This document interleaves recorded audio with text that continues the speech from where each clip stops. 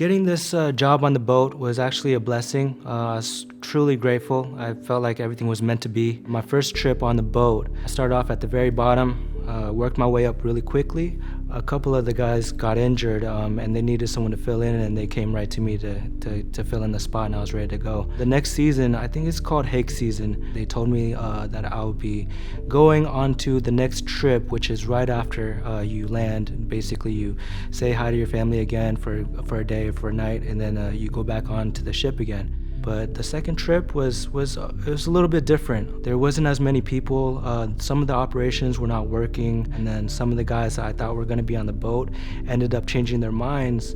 So we were a bit short-staffed at that time on the second trip here. They put me into a station where I seen the season before there was multiple people working at this station, but they had me doing this station by myself. Basically thought it was my chance to prove myself that I can do it. So I was happy doing 2-3-person job. After a few weeks doing this job by myself, I felt my shoulder getting tired. I went to my foreman. I asked him, my shoulder is starting to get tired. Can I get some help? The guys around me are supposed to help is what he said, but the guys around me all had different jobs, so he didn't really have an answer for me. I just kept working. I just felt like it was my duty to let him know my shoulder was getting tired.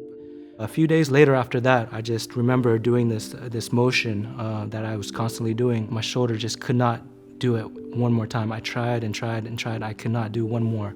So that's when I knew my shoulder gave out. And that's when the whole medical process started of doctors not knowing what was going on. It actually took them about a year to do an MRI on my shoulder. That's when things got really stressful for me. The person in charge of my situation, they actually wanted to cut off my maintenance that I was relying on to live. Even though my shoulder was still in a lot of pain, they wanted to get rid of that maintenance. And that's when I knew that I needed someone on my side, and I really didn't have anyone. The whole experience with BoatLaw from the beginning has been great. They just made me feel at home. It just felt really comfortable. You might be going through it yourself. Just know that once you make that call, it's just going to be extremely easy for you. There was times in my case where I felt like there was no hope, with the other party saying that they didn't do anything and it was not their fault. Doug went out of his way. He was basically my backbone, saying that everything's gonna be okay, and he gave me the motivation to keep going whenever I hit those rough patches. Whenever I needed him, he always made that call. Whenever I felt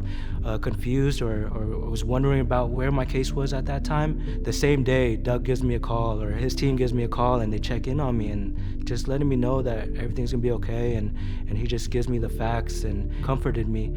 I just felt at home the whole time, and I'm very grateful that I got to experience my situation with such caring people. It seemed like he had a whole army working with him, the way they took care of business for me. So I'm forever grateful, and he will always be my friend.